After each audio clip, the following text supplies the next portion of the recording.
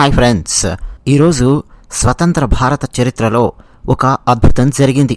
ఇద్దరు మహిళా ఆఫీసర్స్ మీడియాను ఉద్దేశించి అడ్రస్ చేయడం, అది కూడా అత్యంత భయానకమైన సర్జికల్ స్ట్రైక్ భారత సైన్యము పాకిస్తాన్ మీద చేసిన తర్వాత మీడియాకు బ్రీఫింగ్ ఇస్తూ ఇద్దరు మహిళా ఆఫీసర్స్ మాట్లాడడం అన్నది ప్రత్యేకంగా మనం మాట్లాడుకోవాలి. అంటే ఏ స్థాయిలో నరేంద్ర మోదీ గారు ఒక్కొక్క స్టెప్ ముందుకు వేస్తున్నారో మనం చూడొచ్చు. ఈ ఆపరేషన్కు ఆపరేషన్ సింధూర్ అని పేరు పెట్టి మహిళల నుదుటి మీద, మహిళల పాపిట్లో సింధూరం లేకుండా చేసిన ఆ ఉగ్రవాదుల పీచమణచడమే ఆపరేషన్ సింధూర్ యొక్క లక్ష్యము అని డైరెక్ట్గా పేరు పెట్టి మరి నరేంద్ర మోదీ గారు ఆపరేషన్ సింధూర్ ద్వారా చెప్పారు. ఆ తర్వాత ఇప్పుడు మీడియా సమావేశంలో ఇద్దరు మహిళా ఆఫీసర్స్ను కూర్చోబెట్టారు. అన్నట్టు వారు ఎంఈఏతో కలిసి వచ్చి మీడియాతో బ్రీఫింగ్ ఇవ్వడానికి వచ్చారు. అయితే అందులో కల్నల్ సోఫియా ఖురేషీ అనే మహిళా ఆఫీసర్,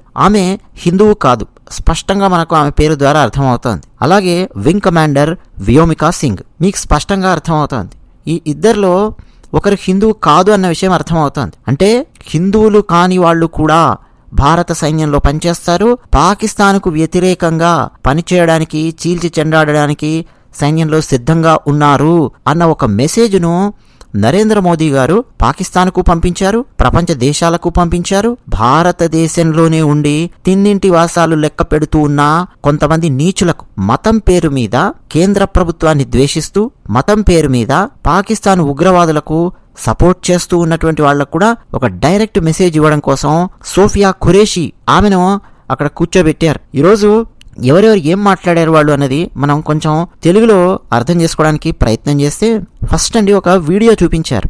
లాస్ట్ డికేడ్లో, అంటే గత 10 సంవత్సరాలలో మన భారతదేశంలో ఏం జరిగింది, అంతకుముందు 10 సంవత్సరాలలో ఏం జరిగింది, మొత్తం ఇవన్నీ కూడా చూపించారు.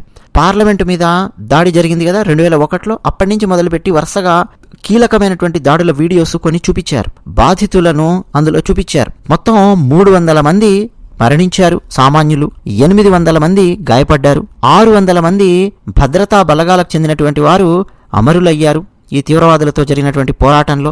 అది కూడా గత 2 దశాబ్దాలలో ఉన్నటువంటి డేటా ఇది. ఇంత దారుణమైన సంఘటనలు జరిగాయి అని ఒక వీడియో వేసి మనకు చూపించారు. ఇన్ఫాక్ట్ మనకు తెలుసు, ఒకసారి గుర్తు చేయడం, అలాగే ప్రపంచానికి కూడా చూపించడం. చూసారా భారతదేశం తీవ్రవాదం వల్ల ఎంత కోల్పోయిందో, అందుకే మేము ఇప్పుడు దాడి చేయాల్సి వచ్చింది అన్న విషయాన్ని కూడా ప్రపంచంలోని అన్ని దేశాలకు అర్థం చేయించే ప్రయత్నం అన్నమాట.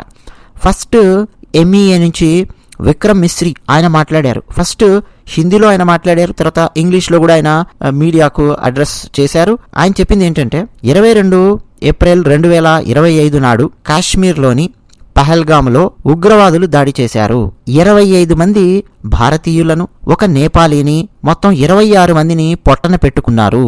అది కూడా వాళ్ల కుటుంబ సభ్యుల ముందే డైరెక్ట్గా తలకు తుపాకీలు ఎక్కుపెట్టి తలలో కాల్చి చంపారు. అది కూడా నరేంద్ర మోదీకి చెప్పుకోపో అని చాలా నిర్లక్ష్యంగా అక్కడున్నటువంటి ఒక మహిళతో మాట్లాడారు. పోయిన సంవత్సరం కాశ్మీర్లో 2.5 కోట్ల మంది టూరిస్టులు అక్కడికి వచ్చారు. కాశ్మీరు టూరిస్టులతో కళకళలాడుతోంది. ఆర్థికంగా కూడా కాశ్మీరు బలోపేతం అవుతోంది. ఇదంతా పాకిస్తాన్ సహించలేకపోయింది. ఎలాగైనా సరే జమ్మూ కాశ్మీర్లో ఒక క్రైసిస్ పరిస్థితిని, ఒక సిచ్యువేషన్ క్రియేట్ చేయాలి అని చెప్పి వాళ్ళు అనుకున్నారు. జమ్మూ కాశ్మీర్లో గత కొంతకాలంగా శాంతి భద్రతలు నెలకొని ఉన్నాయి, ఒక ప్రశాంత వాతావరణం నెలకొని ఉంది. దాన్ని లేకుండా చెయ్యాలి, అంటే జమ్మూ కాశ్మీర్లో ప్రశాంతత లేకుండా చేయాలి అని పాకిస్తాన్ నుంచి వచ్చినటువంటి ఆ తీవ్రవాదులు ప్లాన్ చేసి మరి పొట్టన పెట్టుకున్నారు. ఒక్కసారి ఎవరు వీళ్ళు, ఎవరి ఉగ్రవాదులు అని చెప్పి ఆలోచిస్తే సరాసరి వాళ్లే క్లెయిమ్ చేసుకున్నారు, వాళ్లే ప్రకటించారు. టిఆర్ఎఫ్ అనే ఒక సంస్థ తామే ప్రకటించుకున్నారు, తామే ఈ ఘటనకు బాధ్యులము అని చెప్పి ప్రకటించుకున్నారు. అయితే ఈ టిఆర్ఎఫ్ అనే సంస్థ పాకిస్తాన్లో ఉన్న లష్కరే తోయిబా అనే అంతర్జాతీయ తీవ్రవాద సంస్థకు ఒక ముసుగు లాంటిది. ఈ టిఆర్ఎఫ్ లాంటి చిన్న చిన్న సంస్థలన్నింటినీ లష్కరే తోయిబా, అలాగే జైషే మహమ్మద్ లాంటి పెద్ద పెద్ద అంతర్జాతీయ తీవ్రవాద సంస్థలు, పాకిస్తాన్లో పుట్టి పాకిస్తాన్లో పెరిగి పాకిస్తాన్లో ఉన్నటువంటి తీవ్రవాద సంస్థలు ఈ టిఆర్ఎఫ్ లాంటి చిన్న చిన్న సంస్థల సహాయంతో భారతదేశంలో శాంతి భద్రతలు పోగొట్టాలి అని చెప్పి ప్రయత్నం చేస్తూ వస్తున్నారు. సీమ దాటి అంటే బార్డర్ దాటి జమ్మూ కాశ్మీర్ లోపలికి వచ్చి ఈ తీవ్రవాదం చేయాలి అని చెప్పి ప్లాన్ చేశారు. మొత్తం ప్రపంచంలో పాకిస్తాన్ అంటేనే తీవ్రవాదుల దేశము అని స్పష్టంగా ముద్రపడిపోయింది. అయితే ఆ రోజు కాశ్మీర్ పహల్గాములో సంఘటన జరిగిన తర్వాత విట్నెస్లందరినీ మేము విచారించి వాళ్ళ ద్వారా తీవ్రవాదులను మేము ఐడెంటిఫై చేశాం. అసలు ఎవరు ఆ తీవ్రవాదులు, వాళ్ళ వెనక ఉన్నది ఎవరు, వాళ్ళకు ఆర్థికంగా సహాయం చేస్తున్నది ఎవరు, ఆ సంస్థల యొక్క ఆర్థిక మూలాలేమిటి, ఎక్కడున్నారు, ఇవన్నీ కూడా మేము ఐడెంటిఫై చేశాం. పాకిస్తాన్కి చెప్పాం, చర్యలు తీసుకోండి, ఈ తీవ్రవాదుల మీద చర్యలు తీసుకోండి, ఈ తీవ్రవాదులను పంపించే సంస్థలుంటాయో మీ పాకిస్తాన్లో వాటి మీద మీరు చర్యలు తీసుకోండి అని చెప్పి మేము చెప్పాం. కానీ మీరు చర్యలు తీసుకోలేదు, ఈ పాకిస్తాన్ వాళ్ళు చర్యలు తీసుకోలేదు. ఒక చిన్న ఉదాహరణ నేను మీకు ఇస్తాను. సాజిద్ మీర్ అనే ఒక తీవ్రవాది ఉన్నాడు, వాడు చచ్చిపోయాడు అని చెప్పి ప్రచారం చేశారు పాకిస్తాన్ వాళ్ళు. మేము అంతర్జాతీయ ఫోరమ్స్లో ఈ విషయం మాట్లాడాం. ముఖ్యంగా పాకిస్తాన్ను అంతర్జాతీయంగా ఫైనాన్స్ ఫోరంలో ఒక రకమైన ఒత్తిడి పెంచి పాకిస్తాన్ను ఇరుకున పెట్టాం. దాంతో దెబ్బకు చచ్చిపోయాడు అని చెప్పి ప్రకటించిన ఆ సాజిద్ మీర్ గాన్ని బతికించి మరీ తీసుకొని వచ్చారు, వాడిని అరెస్ట్ చేశారు. ఎందుకని? అంతర్జాతీయ ఫైనాన్స్ ఫోరంలో ఒత్తిడి మేము పెంచేసరికి అప్పుడు ఆ సాజిద్ మీర్ గాన్ని అరెస్ట్ చేశారు. అదొక ఉదాహరణ. అంటే ఆ సాజిద్ మీర్ అనే తీవ్రవాది లేనేలేడు, చనిపోయాడు అని చెప్పి ప్రకటించారు, మళ్ళీ వాడిని పాకిస్తాన్లోనే అరెస్ట్ చేశారు. ఇదొక ఉదాహరణ. పాకిస్తాన్ ఎలా అబద్ధాలు చెప్తుంది తీవ్రవాదుల విషయంలో, తీవ్రవాదులను ఎలా కాపాడుకుంటూ వస్తుంది అని చెప్పడానికి ఇదొక ఉదాహరణ. ఇప్పుడు మేము పాకిస్తాన్ మీద ఒక చర్య తీసుకున్నాం, ఒక దాడి చేశాం. అయితే ఈ దాడి తీవ్రతను పెంచడం కోసం చేసింది కాదు, ఇది ఒక నాన్ ఎస్కలేటరీ యాక్షన్. భారతదేశం తన యొక్క హక్కును తాను ఉపయోగించుకుంది. తీవ్రవాదులను అణిచివేసే హక్కు భారతదేశానికి ఉంది. భారతదేశం మీద యుద్ధం ప్రకటించినట్టే ఏ తీవ్రవాదైనా సరే ఒక భారతీయుని ముట్టుకున్నాడంటే, మరి మా భారతీయులను చంపినటువంటి తీవ్రవాదుల మీద మేము చర్య తీసుకోవడం అన్నది భారతదేశం మాకున్న హక్కును మేము ఉపయోగించుకుంటున్నాము అన్న కోణంలో మీరు చూడాల్సినటువంటి అవసరం ఉంది. ఇక తర్వాతి విషయాలు, ఆ యాక్షన్ కు సంబంధించినటువంటి విషయాలు ఇప్పుడు మీకు colonel Sofiya Qureshi, wing commander Vyomika Singh వీరిద్దరు వివరిస్తారు అని చెప్పి విక్రమ్ మిశ్రీ గారు అండి ఆయన కూర్చున్నారు. ఆ తర్వాత ఒకేసారి colonel Sofiya Qureshi, wing commander Vyomika Singh వారిద్దరూ మాట్లాడారు. అఫ్ కోర్స్ సోఫియా ఖురేషీ గారు హిందీలో మాట్లాడడం, వ్యోమికా సింగ్ గారు ఇంగ్లీష్లో మాట్లాడడం, అక్కడ ఎక్కడెక్కడ ఏమేమి జరిగాయి ఆ విషయాలన్నీ కొంత బ్రీఫింగ్ ఇచ్చారు. వారు మాట్లాడినటువంటి సారాంశం ఏమిటి అని అంటే, ఆపరేషన్ సింధూర్ గురించి వ్యోమికా సింగ్ ఆమె వివరించారు. అయితే 22 ఏప్రిల్ సంఘటన, దానికి సంబంధించినటువంటి పూర్వాపరాలు, ఆ విషయాలన్నీ కూడా సోఫియా ఖురేషీ గారు వివరిస్తూ, పాకిస్తాన్లో ట్రైనింగ్ సెంటర్స్ ఎక్కడెక్కడున్నాయి, వాళ్ళ క్యాంప్స్ ఎక్కడెక్కడున్నాయి, వాళ్ళ లాంచ్ ప్యాడ్స్ ఎక్కడెక్కడున్నాయి, ఎక్కడెక్కడి నుంచి ఎక్కడెక్కడికి మూవ్ చేస్తున్నారు, ఇవన్నీ కూడా మేము కంటిన్యూగా వాచ్ చేస్తున్నాం, కనుక్కుంటూ ఉన్నాం. ఆ ట్రైనింగ్ సెంటర్స్ లో యువకులను తీసుకెళ్లి ఒక ఇండాక్ట్రినేషన్ అనేది చేస్తూ ఉన్నారు. లాంచ్ ప్యాడ్స్ గా ఆ సెంటర్స్ ను వాడుకుంటూ ఉన్నారు. తీవ్రవాద భావజాలాన్ని అక్కడ ఉన్నటువంటి యువకుల మెదళ్ల లోపలికి ఎక్కించి భారతదేశం వైపుకు వాళ్ళను ప్రయోగిస్తూ ఉన్నారు. భారతదేశంలో అమాయకులను పొట్టన పెట్టుకోవడం కోసం ఒక మత పిచ్చి ఎక్కే ఉన్మాదుల్లాగా అక్కడ ఒక్కొక్కడిని తయారు చేసి ఆ ట్రైనింగ్ సెంటర్స్ లోపల ఇక్కడికి వదులుతూ ఉన్నారు. అటువంటి ఆ సెంటర్స్ ను మేము గుర్తించాము అని చెప్పి సోఫియా ఖురేషీ ఆమె చెప్పారు. తర్వాత వ్యోమికా సింగ్ గారండి ఆమె వివరించారు. మొత్తం 9 తీవ్రవాద క్యాంపులు ఉన్నటువంటి ఏరియాస్ మీద మేము టార్గెట్ చేశాము. నిన్న రాత్రి మేము యాక్షన్ వాళ్ళ మీద చేశాము. దాని పేరు ఆపరేషన్ సింధూర్. పక్కాగా ఉండేటటువంటి అంటే వెల్ నోన్ ట్రైనింగ్ క్యాంప్స్ అవన్నీ కూడా మీరు మ్యాప్లో చూడొచ్చు. అయితే ఎక్కడ కూడా సివిలియన్స్కు సమస్య లేకుండా మేము చూసుకున్నాము. పర్ఫెక్ట్గా ఎక్కడెక్కడైతే తీవ్రవాదులు ఉన్నారో, వాళ్ళ లాంచ్ ప్యాడ్స్ ఉన్నాయో, వాళ్ళ ట్రైనింగ్ సెంటర్స్ ఉన్నాయో, ఆ లొకేషన్స్ని మేము సెలెక్ట్ చేసుకున్నాము.